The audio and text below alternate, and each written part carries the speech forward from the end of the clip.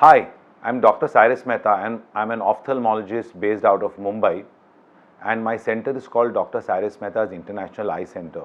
We've been in this location for about 12 or 13 years now, and we offer the world's best technology for treating eye diseases. I feel that today India offers the best healthcare in the world. I think we should be the premier healthcare destination for foreigners wanting good healthcare at an affordable price.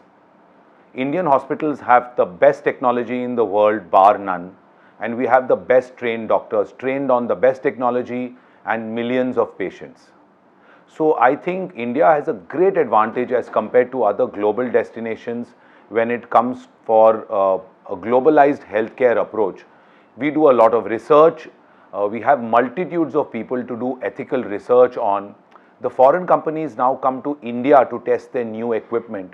And the advantage is that Indian patients can benefit at a lower cost from the absolute modern technology that may come to them in their countries in Europe and America 3 or 4 years later. We can offer it in India today.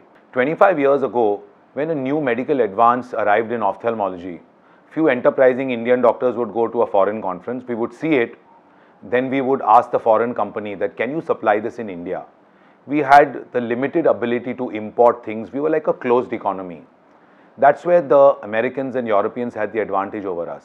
Today, when a new technology is proposed in America or Europe, first it is tested in India, and I think we get it before American and European doctors.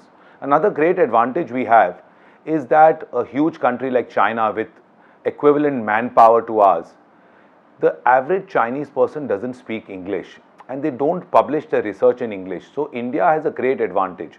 Today when you open a foreign medical journal, a European ophthalmology journal or an American ophthalmology journal, if you go to a big American conference or you go to the European Society of Cataract Surgeons, you will see Indian doctors winning all the prizes, and that's because we have a huge trained manpower that speaks English. And this is a great advantage that we have, which we should never lose.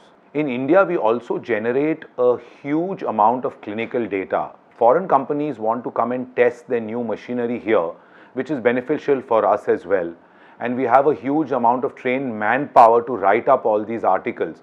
So I think the foreigners are coming to us to do their research now. And India has become a research hub, and we have overtaken most other countries. You see, in America and Canada and in Europe, there are so many ethical issues. You have to pass it by this board and that board and the FDA. And we are better with these things. We are faster moving. We also have a drug administration. We also have an ethics committee that looks at everything. But I think everything moves faster here, and our organizations are more adept at changing with the times. The first one is robotic laser guided cataract surgery. In the olden days, just 25 or 30 years ago, you had to cut the eye open with a scissor, push the cataract out and put a lens. Then by the 2000s, a procedure called phacoemulsification came, where a vibrating needle with ultrasound went inside the eye through about 3 millimeters, through a cut that we made with a metal blade, and we broke the cataract up into pieces and sucked it out, and we injected in a foldable lens. So the lens went inside somewhat like an umbrella that is folded and then opened up, occupying the space in the eye. Today we do things very differently. We use a robotic laser system, and here the laser system uses artificial intelligence and our intelligence, of course, and our inputs, and we plan the surgery beforehand, where the laser system will enter the eye with a laser beam, what kind of technology and what kind of fragmentation pattern it will use to deliver laser energy. In 30 seconds, the laser will break the cataract up into multiple pieces, so that when we have to go in the eye to suck it out, we don't have to use ultrasound energy anymore. And that's a great advance, because ultrasound energy has the potential to damage the inner lining of the eye called the corneal endothelium, which leads to a delayed recovery. So patients after robotic laser cataract surgery can essentially go back to work in a day or two.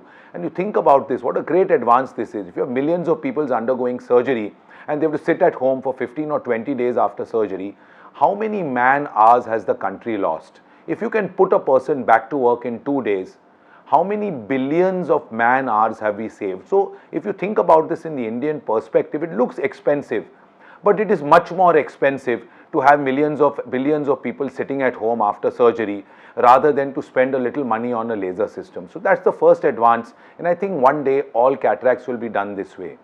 The second great advance that we have in laser vision correction is the evolution of laser vision correction going from LASIK, which is a flap-based surgery, to SMILE or to SILK, which is a lenticule-based surgery. And the third great advance in eye surgery is minimally invasive glaucoma surgery. Glaucoma is a public health problem. 7% of the country has glaucoma. Once again, that millions of people. In the olden days, we used to cut the eye open and do a surgery. Once again, people sat at home 2-3 weeks. Now we do an implant called MIGS, or minimally invasive glaucoma surgery. The patient goes back to work the next day or in 2 days. So these are the great advances that make surgery easier, they make them more reproducible, and it makes it safer. And a safer surgery is a better surgery. A surgery that puts you back to work earlier or back to your normal routine, back to your normal life, is a better surgery. And that's what all of us should be promoting, and that's what all of us should be doing. So I'm a second generation ophthalmologist. My father is a very pioneering and famous ophthalmologist of India, awarded by the government of India with Padma Shri and other awards. So this put me in a unique position. I had to do something different. I had to use the latest technology if I wanted to survive. And luckily we had access to the latest technology in India. So I have always tried to keep myself at the forefront of technology. Any new advance comes, Cyres Mehta has to be on it. And that's what patients see when they come to the International Eye Center, is that they see patients from all over the world. And all these people have come for the latest technology. At the same time, we try to have a blend of low-cost strategies as well, because we realize that not everyone in India can pay the same rates as the patients abroad. So we cater to everyone, and this was always my approach. In future, we hope to expand the business and go bigger and bigger and bigger. Today, say we are seeing about 200 people a day. We want to expand the business so that we can cater to at least 1,500 people a day. And we want to make this jump in the next 3 years.